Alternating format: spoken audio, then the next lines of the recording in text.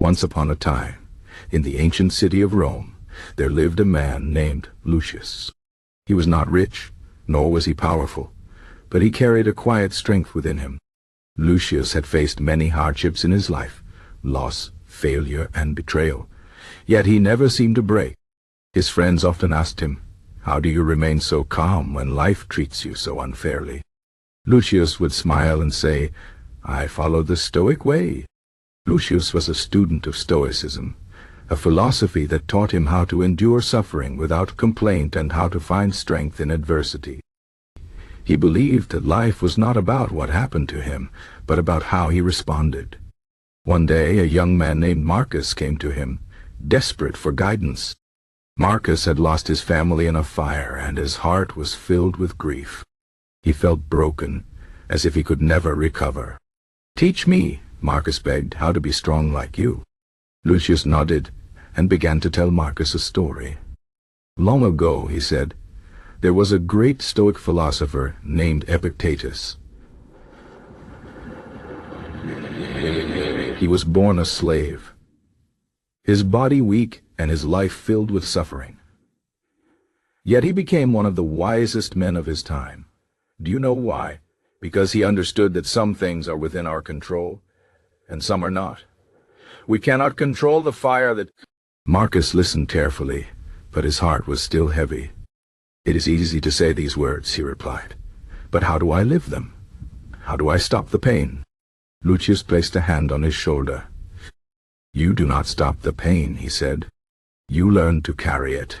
The Stoics teach us to practice what they call negative visualization. Imagine the worst that can happen, not to fear it, but to prepare for it. When you accept that loss is a part of life, you become unshakable. You do not hope for a life without suffering. Instead, you train yourself to endure suffering with—" Marcus frowned. "But how does imagining pain make it easier to bear?" "Because," Lucius explained, "when you expect hardship, you are never caught by surprise. The soldier who trains for battle does not fear the fight. The sailor who prepares for storms does not panic when the waves rise. Life is no different. If you remind yourself every day that loss, pain, and failure are possible, you will not be destroyed when they come. Instead, you will stand firm like a tree." For weeks, Marcus practiced this exercise. Every morning, he would sit quietly and think, "Today I may lose something I love. Today I may face disappointment."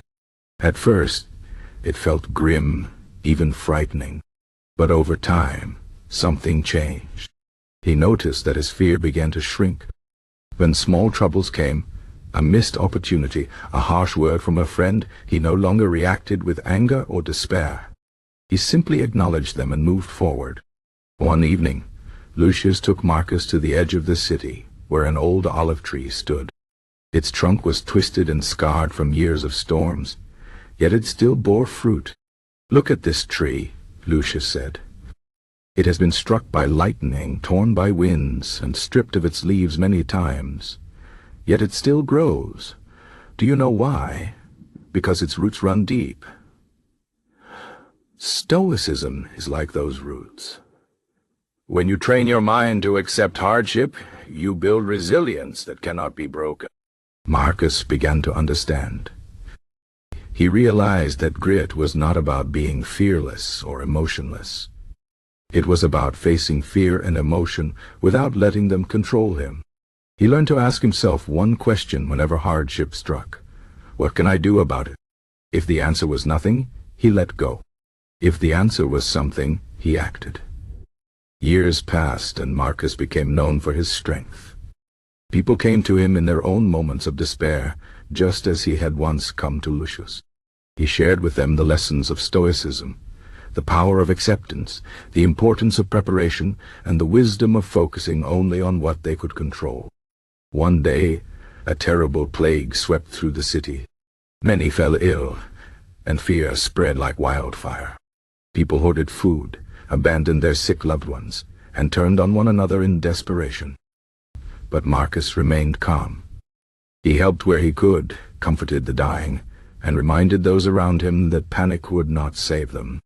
When someone asked him why he was not afraid, he replied, Death is inevitable, but how I meet it is my choice. In the end, Marcus himself fell ill. As he lay on his bed, weak but at peace, a young boy sat beside him, just as he had once sat beside Lucius. "Are you not afraid?" the boy whispered. Marcus smiled. "I have practiced for this moment all my life," he said. "Stoicism taught me that every man must face his end. What matters is not how long we live, but how well we live." When Marcus passed, those who knew him did not mourn with hopelessness. Instead, they remembered his courage, his resilience, and the quiet strength he had shown until the very end. His life became a testament to the Stoic way, the art of building grit not by avoiding suffering, but by mastering it. And so, the teachings lived on. For as long as men faced adversity, the wisdom of Stoicism would remind them, you cannot control the storm, but you can learn to sail through it. Grit is not the absence of fear, but the will to act despite it. Resilience is not the denial of pain, but the strength to bear it. And in that strength, you will find true freedom. The story of Marcus and Lucius is not just a tale from the past. It is a lesson for all of us. Life will test us. It will break us down again and again. But if we arm ourselves with the principles of Stoicism, acceptance, preparation, and unwavering focus on what we can control, we will rise unbroken every time. That is the Stoic way to build grit and resilience. That is the path to a life of unshakable strength.